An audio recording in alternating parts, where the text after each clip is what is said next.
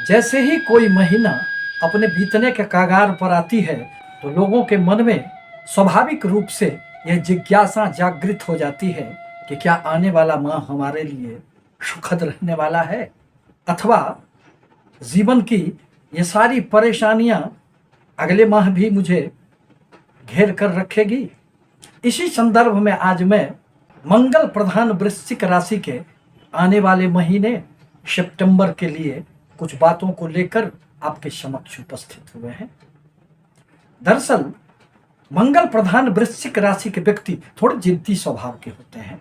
मन उनका अस्थिर रहता है, धैर्य की कमियां रहती है, मन में हमेशा ही विचारों के उधेड़ बुन, मानसिक अशांति, निर्णय लेने में कठिनाई आदि समस्याओं से उन्हें गुजरना पड़ता है। कारण चंद्रमा तो उनके वृश्चिक राशि में आकर नीचगत अवस्था में आ जाते हैं। अब जहां तक अगले माह का प्रश्न है और आपके लाभ का प्रश्न है, तो आपके लाभ स्थान में दो दो ग्रह विद्यमान हैं। एक तो केतु देव और दूसरे शुक्र की स्थिति बनी हुई है। साथ ही साथ माह के अंत में बुध देव जो सूर्य के साथ आपके कर्म क्षेत्र में विद्यमान हैं, वह उच्चगत स्थिति में आपके लाभ के क्षेत्र में जाएंगे। परिणामतः निश्चित रूप से आने वाला माह आपके लिए कई स्रोतों से लाभ देने वाला होगा। आपके यदि कहीं धन अटके पड़े थे तो वह भी अब आपको निस्संदेह प्राप्त हो जाएंगे। 18 सितंबर को शुक्रदेव स्वगृही आपके व्यय स्थान में संचरण करेंगे। अतः इस परिस्थिति में थोड़े से व्यय की अधिकता रह सकती है। आप अपने सुख ऐश्वर्य भोग के लिए कुछ धन खर्चे कर सकते हैं, उस पर आपको ध्यान रखने की आवश्यकता पड़ेगी। अब जहां तक आपके स्वास्थ्य का प्रश्न है, तो यूं तो आपके राशि के स्वामी, आपके लग्न के स्वामी मंगल देव अष्टम भाव से संचरण कर रहे हैं।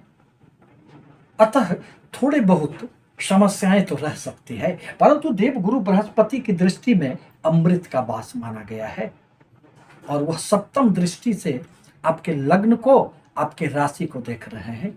परिणामतः यह माह आपके लिए कोई बहुत बड़े समस्याओं का संकेत नहीं कर रहा है, चाहे वह शारीरिक हो, चाहे मानसिक हो, चाहे वह आर्थिक ही क्यों न हो।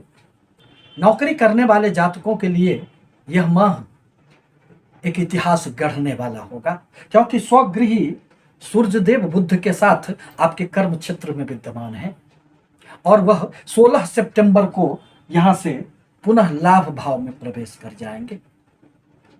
अतः यदि आप नौकरी ढूंढ रहे थे, नौकरी में प्रमोशन की अभिलाषाएं थी और रुकी हुई थी, तो आपके लिए यह माह अनेक प्रकार से सफलतादायक होगा।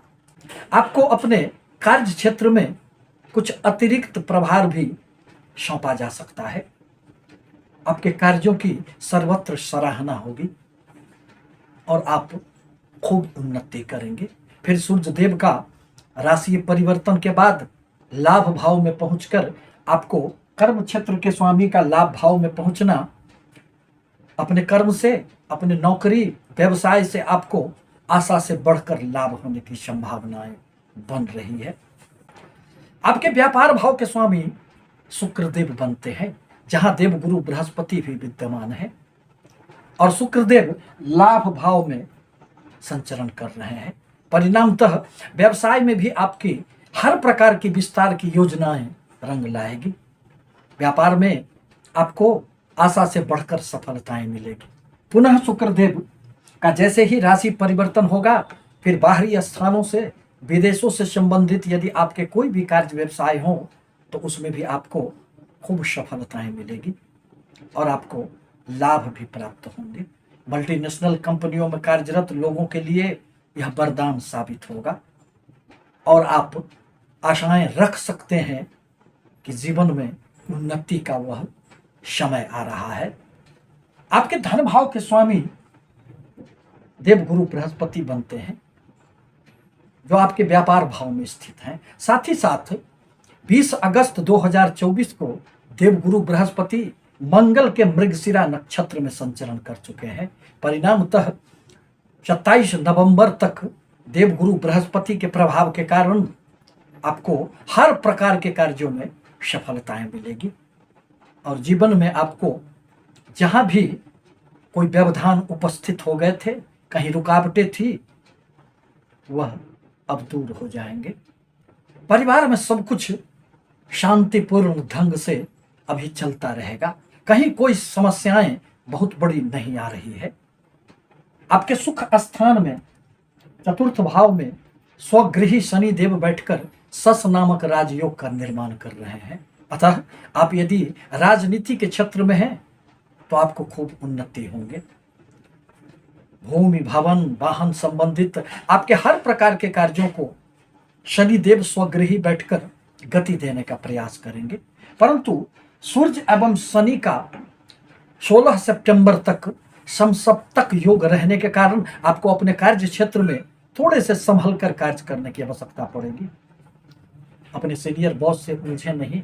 आपके किसी भी प्रकार के टैक्स यदि रुके हों तो आप उसे क्लियर कर लें, अन्यथा आप किसी परेशानियों में भी पड़ सकते हैं। इस प्रकार कहा जा सकता है कि अगस्त माह की अपेक्षा आने वाला सितंबर का माह वृश्चिक राशि के व्यक्तियों के लिए अत्यंत लाभदायक रहने वाला है। आपसे निवेदन है कि हमारे चैनल को लाइक करें, सब्सक्राइब करें, ताकि मैं अपने विचारों से आपको अवगत कराता रहूं। धन्यवाद।